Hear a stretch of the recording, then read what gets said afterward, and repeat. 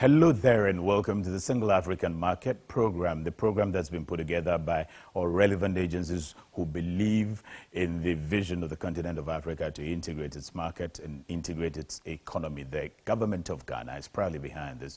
The International Chamber of Commerce, the World Association of Businesses, about 45 million businesses, the United Nations Development Program, UNDP, the German Development Corporation, GIZ, the UNECA, also the Business for Peace Foundation in Norway are supporting the program.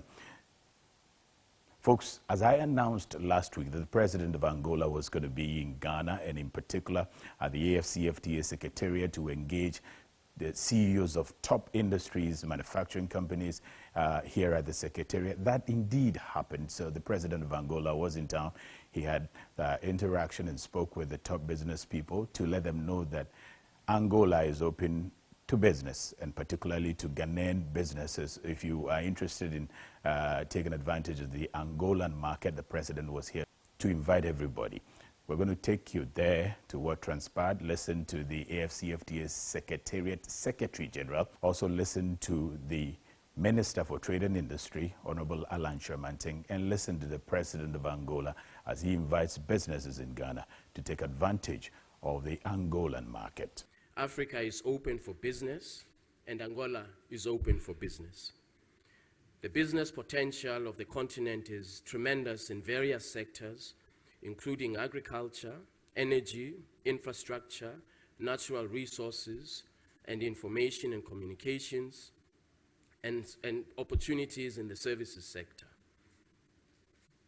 With a vast, uncultivated arable land, Africa has the potential to ensure its own food sufficiency and be a major supplier of food, not only in the region, but across the world, where we are to cultivate the arable land that we have, and where we are to deploy strategies for agro-processing under the context of the AfCFTA.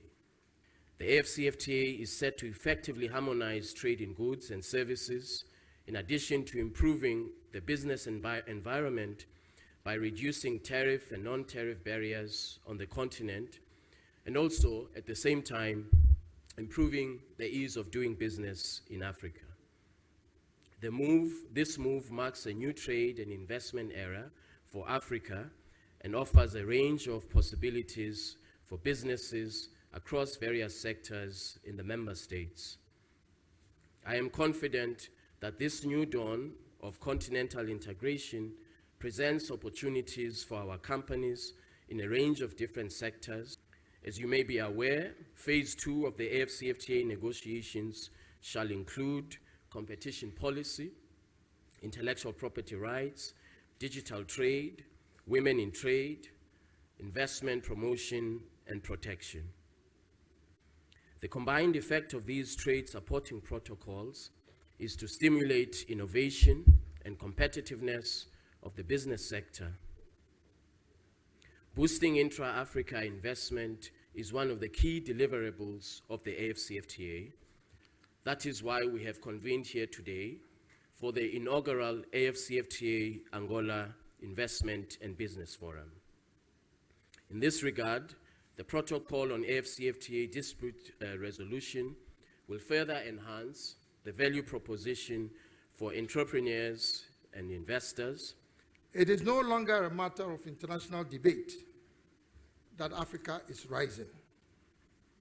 Yes, Africa is indeed rising because of the commitment and dedication of a new generation of African leaders who are leading the Africa Renaissance.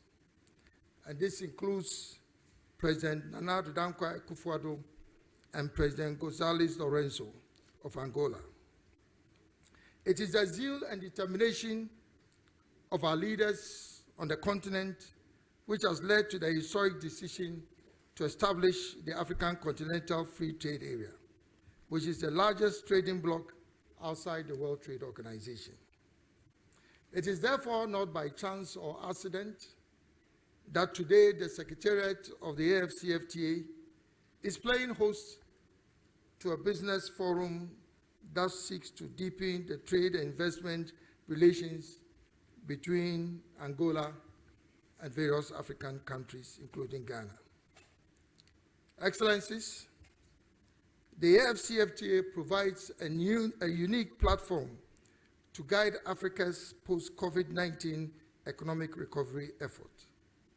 Under the framework of the AfCFTA, Ghana and Angola have a lot to gain from working together in fields such as agriculture, fisheries, livestock, industry, oil and gas, the petroleum industry, value addition to our mineral resources, the development of our energy resources, particularly renewable energy, and then the fintech industry.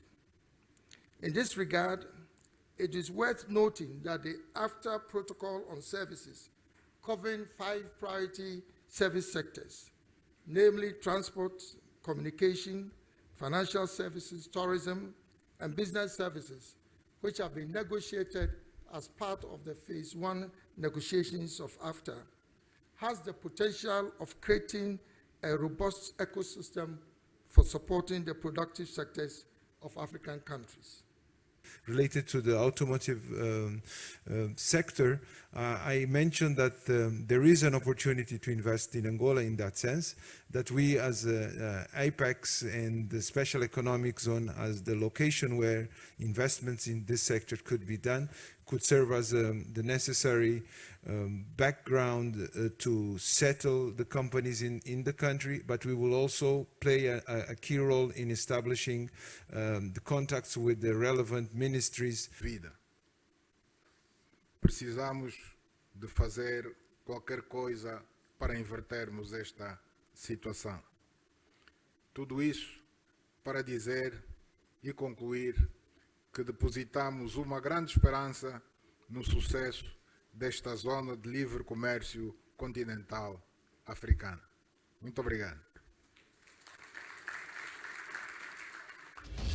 That was the president of Angola speaking to the top CEOs of businesses within the country, as well as those involved in manufacturing and all of that, letting them know the advantages that the Angolan market is creating for Ghanaian businesses to take advantage of.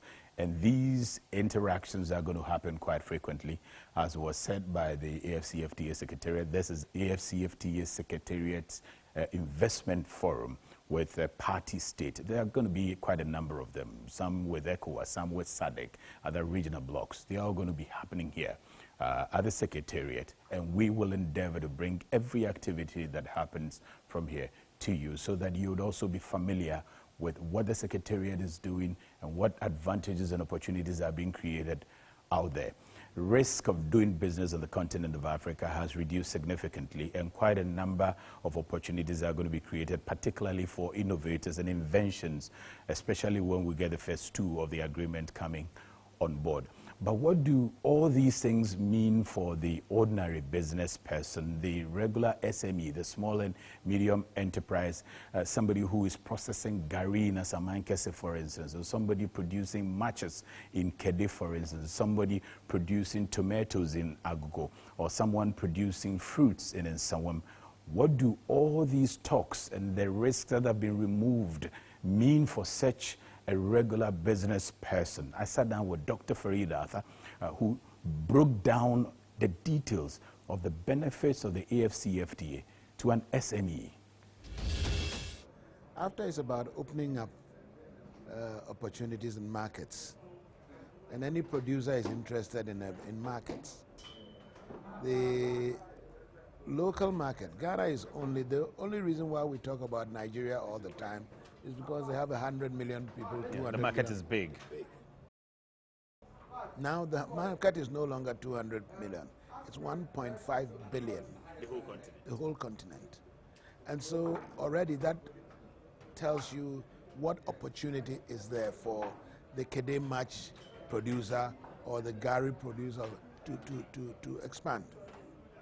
You know, because unless we are able to take advantage of the economies of scale that the bigger market provides, we are not going to be competitive. You know, that's number one. Number two, I think you're asking about why the small scale producer should be interested, or we should be interested in the small scale. they form an important link in the value chain. And even the big companies, if you go outside to Europe, the Mercedes-Benzes and things, they import parts from smaller producers from across other parts of the continent to be able to build their cars. When you come to Ghana, what we discovered, even some of the bigger companies that are here are importing raw materials from outside to feed their factories here and then exporting to other parts of Africa and to even the Ghanaian community. Now, this offers us an opportunity to get source material from across the country. For fruit production, for instance, we have a huge amount of fruits that go waste annually, seasonally. So if we can utilize all that, because the market now is there, so that will be good. If we bring in the SMEs and we can encourage the bigger companies to outsource to the SMEs, to outsource to the producer in the hinterlands, you would find that it would then create jobs in the hinterlands. It creates inputs for the producer at reasonable prices, and it also meets up with the whole concept of being able to access Africa for African goods.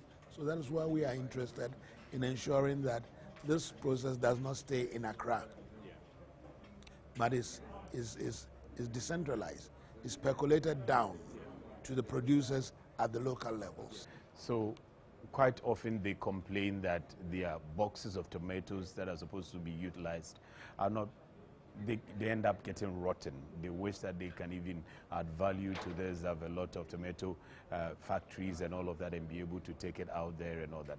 Now that we have AfCFTA, what should that tomato producer in Agogo or the pineapple producer in Nsawen be looking at? The pineapple producer is providing the raw material and wants a market. Now, we in Ghana are saying that in order to take good advantage of AfCFTA, we have to also add value to our products. So here you have already the conditions for exchange to happen. The producer or the processor of pineapple can use the pineapple which is grown in Nsaom and around Nsaom and from other places to feed into his factory, knowing full well that there is a bigger market out there that he can sell. Oftentimes, because the market is not there, that is why these goods go unused. That's number one. Number two, because we did not even have the productive capacity to utilize the tomatoes go rotten. We all have to eat them fresh or they go rotten. Now, with the introduction of the 1D, 1F, for instance, factories are coming up.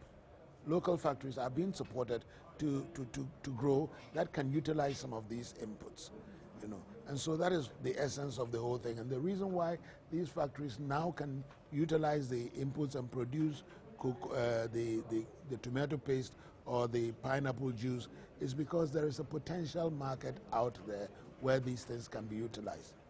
And apart from the potential market being there, because of the reduction in tariffs, it makes it more competitive.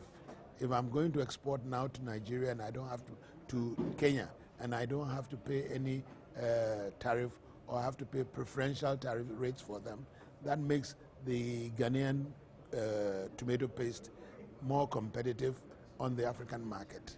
And so these are some of the concepts. And there's this notion of disconnect from the large SMEs or the formal SMEs and the informal SMEs, as in the informal SMEs are not too much aware of some of these opportunities that are out there. So the basket weaver who is trying to do something around the Dodowa there, he's doing it very wild and nice within the Ghanaian market, within the Greater Accra market. But there is a potential. How do we bring some of these informal SMEs to the realization that today there is AfCFTA? Can you expand? Can you add more value? And how can they benefit from it? That talks to the market strategies that we adopt. You know, one of the things is when you talk about SMEs, by their very nature, these are small producers. Yeah. And I think during the course of the discussion, somebody even said even maybe their whole product for the year may not be even up to 5,000. Now, you have small producers on their own, and they cannot really make a difference in the market. But if you have a proper market strategy where you have intermediaries, warehousing systems that can collect and balkanize these goods and export them to markets, then it makes an impact on the African market, because you're not going to go through the whole process just to ship a few tons of baskets. You want to be there and ship a whole dozen. Now, this method is not something that is new. When you look at most of the South African companies, they've set up even warehouses in-house, in country. So you go to Game or you go to ShopRite, and you're getting them taking South African products from SMEs, collating them and selling to the Ghanaian public. We can also think about setting up Ghana markets, warehouses in strategic African markets, where traders here who have their goods can easily access those markets, send the goods there based on whatever agreements that are reached for the goods to be sold on their behalf. So they are balkanized here, they are shipped out, and so on. And so it takes a whole chain of marketing, facilitation, infrastructure, and all those type of things. That is what informs the national policy framework. That's why we are looking at the policy itself, we are looking at the facilitation process, we are looking at the infrastructure that will drive this, production capacity to support it, and finally the finance, the information, and even the market integration. So it's a continuum, which we believe, if we are able to get it right, will then create a channel, a pipeline for the flow of goods right from the market, from the farmyard, into the factory, into the African market. So I'm sure that we've gotten a breakdown of what this can mean for an SME if you're producing anything, whether you're producing baskets or some arts or some articraft. This is a time that you need to continue to do it a lot more and begin to find out a lot more how you can take advantage of other African markets. We're going to show you an innovator, someone who has innovated something. And almost everybody is saying that this is also the time that assemblies, local assemblies, should begin to support people who are doing and creating new things at the various districts, assemblies, metropolis, municipals. Help them. Don't just watch them struggle on their own. Support them. And this call was also emphasized by the Director General of the National Development Planning Commission, NDPC. Listen to him. With our interaction with our various municipalities, district assemblies, and the metropolitan areas, we want to move them from bureaucratic district assemblies to entrepreneurial district assemblies. This is very important. Some 10 years ago, I worked with UNDP in Ethiopia, and it was basically supporting the development of the leather industry in Ethiopia. That was very rudimentary stage. Today, they make jackets, which are exported to Europe. They make buttons, and I hear the most expensive buttons in the world, from bones of cows and sheep. And it's decorated and designed. It's expensive because it's organic in Ethiopia. And it was little support from UNDP in those days, supporting women, supporting these nomadic groups. And now it's a big factory. If you go to one of the industrial parks, that is the center of production. And as Madam said, because of that, there's a whole setup of a waste management factory, which also turns the waste into... Unfortunately, that same time when UNDP started it in Ethiopia, they started it in Ghana too. Ghana focused on strategies and policies. And they had the best strategies and policies to the extent that the Institute of Local Government Studies was invited to the Global Local Economic Development Conference in Brazil at Rio, and Ghana presented its strategy and policies. Whilst Ethiopia presented its products. And Uganda presented beautiful films changing the economic life of northern Uganda. But we presented strategies and policies. Okay? And today we are still reviewing the LED policies and strategies which we created in 2010. Whilst others are moving into taking advantage and leveraging from the after. So we're not going to do that again. No. LED must be seen. Local economic development must be seen, but must not be read. 10 years, go to Ethiopia. They have 11 industrial parks coming out of the initiative of municipalities. 11. And everything is there, as Madam said. Everything. From waste management, producing energy locally, and all that, the chain. And look at the jobs that is going to create. This is what we want to do. This is the kind of thing we want to do. And that is why we brought the district assemblies here to interact with our private sector people so that we can work together. Come to register, and that takes somebody a whole year.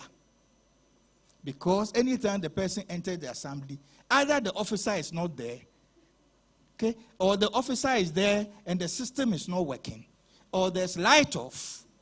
I mean, all sort of reasons. Okay? So this is what we want to do away with. And we thank UNDP. They did not end with Ethiopia. They did not end with Uganda. But they've come to us. They've given us another opportunity after 10 years. That this time, we must get it right.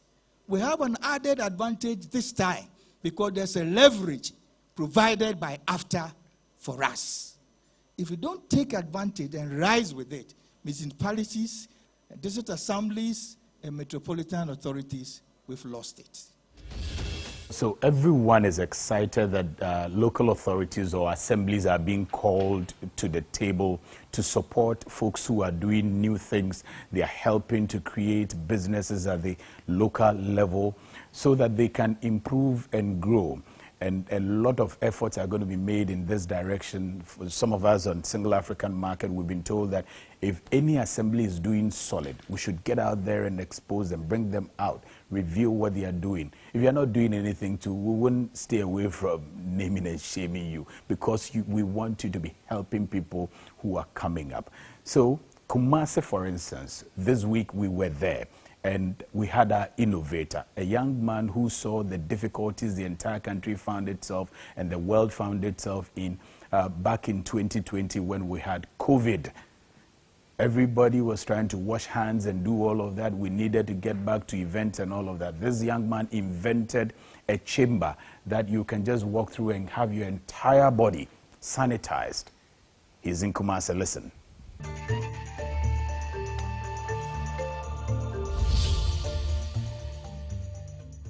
My name is Samuel Quarm.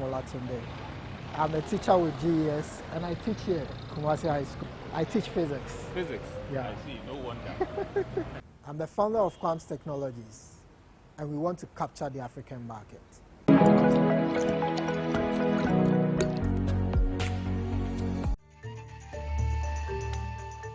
During the wake of COVID-19, all countries in the world, including Africa, was affected. Ghana wasn't exempted. Kumasi and Accra was experiencing a partial knockdown, which shows the gravity of the pandemic.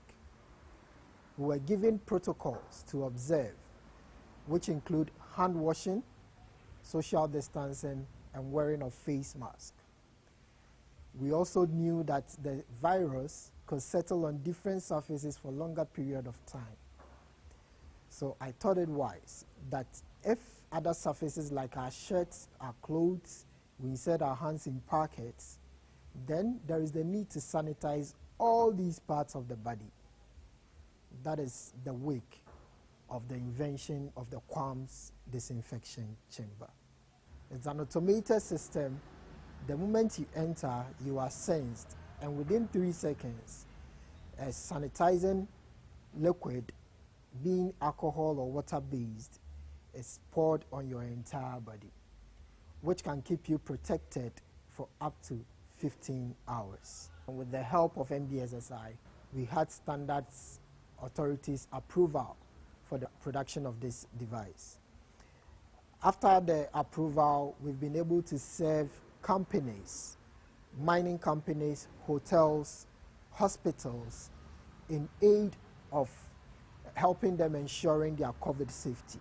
To ensure COVID safety for programs like funerals, weddings, we also have hiring services. We are employing not less than 14 people. And then we have casual workers who aid us when it comes to programs like funerals and then weddings. It can go up to 20 within one weekend. And with enough support, we wouldn't be manufacturing from home. We'll be able to set up at a bigger space where we'll be able to employ more people. And our target to conquer the African market, if we get the help, we'll not be able to only ensure COVID safety in Ghana, we'll be able to ensure COVID safety in the West African sub-region and the entire continent as a whole. We are making a passionate appeal to government that right now that we've restricted our borders to only cargoes and against human traffic, this device can help serve and protect the country and improve its COVID safety at the various borders that we have in the country. In this season that AfCFTA is here, if we are able to serve the borders with this device, it will ensure the free movement of people. We would like government to purchase this device for its institutions, offices, come for them for their events, and then even private institutions like hospitals, restaurants, hotels can also come and then patronize this device to give us the capacity to be able to conquer the African market. We heard about our MasterCard Young Africa Works project and the fact that there was a component on innovation, creativity, and entrepreneurship.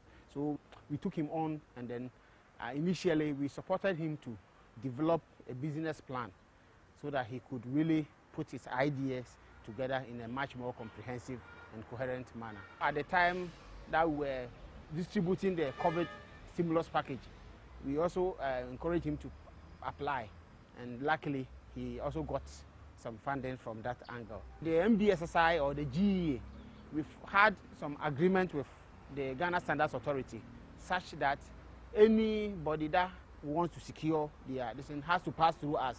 When you do so, they will consider you as a cottage industry kind of, and when that is done, we go to your field and then inspect, do some preliminary inspection. We recommend you to the Ghana Standards Authority, and by so doing, you are able to get a significant amount of the fees that you're supposed to pay hacked off. And we also did that. We sent him to Accra, and he has also really gotten the Ghana Standards Authority to cover his invention. He's also trying to really go through the processes of securing maybe something like they can be called a patent, if it's indeed so. And then he can also see how best he can enter the other African market.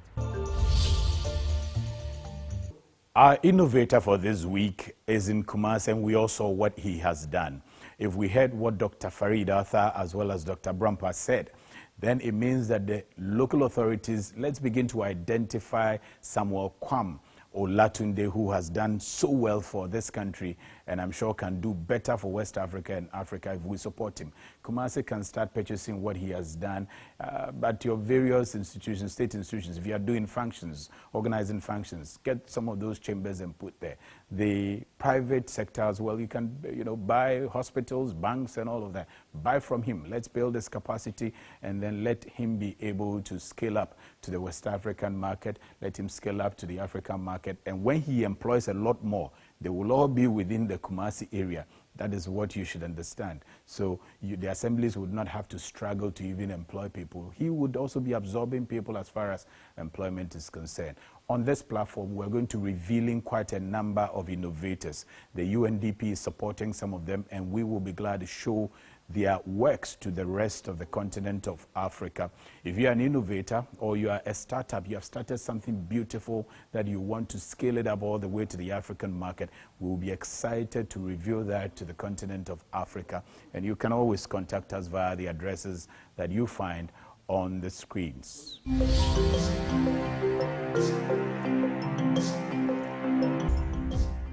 Jeffrey Sachs had an advice for Africa and the world at large at the plenary hall, United Nations Food Systems Summit 2021. The private sector is not going to solve this problem. I'm sorry to say to all of the private sector leaders, behave, pay your taxes, follow the rules. That's what you should do. And what the governments should do is the following. They won't, but they should. First, the G20 should become the G21 by inviting systemically the chairperson of the African Union and the African Union to be the 21st country. The European Union is a member of the G20 as the EU. If you add the AU as the 21st for the G21, you add 1.4 billion people to representation at that crucial event.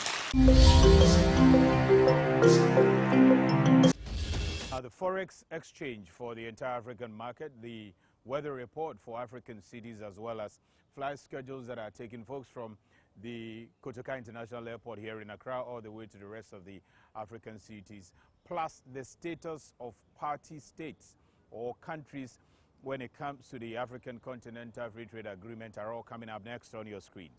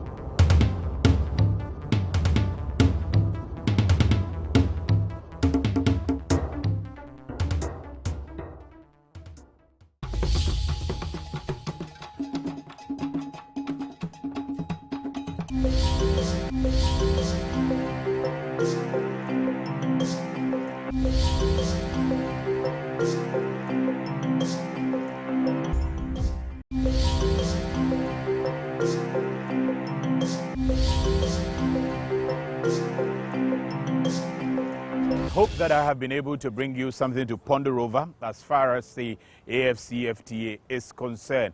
And as I've always reminded you, the AfCFTA is not just about movements of goods and cargo from the ports and from borders and all of that. It also includes movement of services, free movement of services. So whatever services you are engaged in, the AfCFTA somehow will cover you. If not in the phase 1, it may be in the phase 2. So you may be offering teaching services, you may be offering health services, a nurse, a doctor, or you are a journalist. One day you may find yourself in any of the African countries and you want to know how the AfCFTA will cover you. That is why it is important You may even be in construction, building and all that. So you see a lot of our folks from neighboring countries like Togo coming to Ghana to do construction work, tiles and all of that, POP here and there. Some way, somehow, the AfCFTA needs to cover you as a service provider in one country or the other. Or you may not even be offering service or selling goods or importing or exporting goods. As a citizen, the AfCFTA ensures your free movement within the continent of Africa. So you may find yourself anywhere on the continent of Africa and you want to know how the AfCFTA covers you.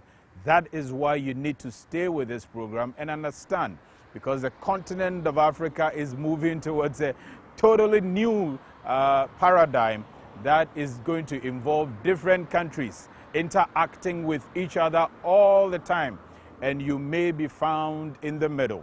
Understand it now or never. Thank you for watching the program, The Single African Market. We'll see you same time next week.